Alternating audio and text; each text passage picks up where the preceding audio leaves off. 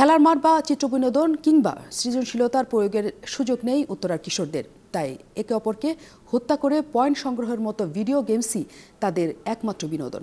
আর এসব ভিডিও গেমসকে বাস্তব জীবনে প্রয়োগ করতে কিশোররা বিভিন্ন নামে গড়ে তুলছে নানা গ্যাং, জড়িয়ে পড়ছে হত্যার মতো ঘটনায়। পরিবারের সচেতনতা বৃদ্ধির পাশাপাশি জনপ্রতিনিধি, শিক্ষা প্রতিষ্ঠান এবং আইনশৃঙ্খলা বাহিনীর সমন্বয়ে সুস্থ চিত্তবিনোদনের ব্যবস্থা করতে পারলে কিশোরদের সুরক্ষা দেওয়া সম্ভব বলে মনে করছেন অভিভাবকরা। শাফিল হাসানের প্রতিবেদনে বিস্তারিত দেখে আসি। এই ৩ কিশোরের পছন্দের video games clash of clans. বন্ধুরা গ্রুপ করে খেলে এই ভিডিও গেমস।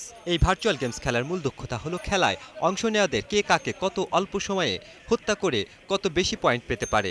বাচ্চাদের জিজ্ঞাসা করা হয়েছিল এই গেমসে কি আছে, কেন তারা ক্ল্যাশ অফ ক্ল্যান্স খেলে এত আনন্দ পায়। এই গেমটা আসলে গ্রুপে অনেকজন একসাথে হয়ে খেলা যায়। তো আর কি দেখা যায় যে যখন বোরিং টাইম থাকে, আমরা কিছু করতে পারি না, তখন ফ্রেন্ডরা একসাথে আড্ডার মাঝে আর কি দেখা যায় যে 16 জন হাইয়েস্ট হলে খেলা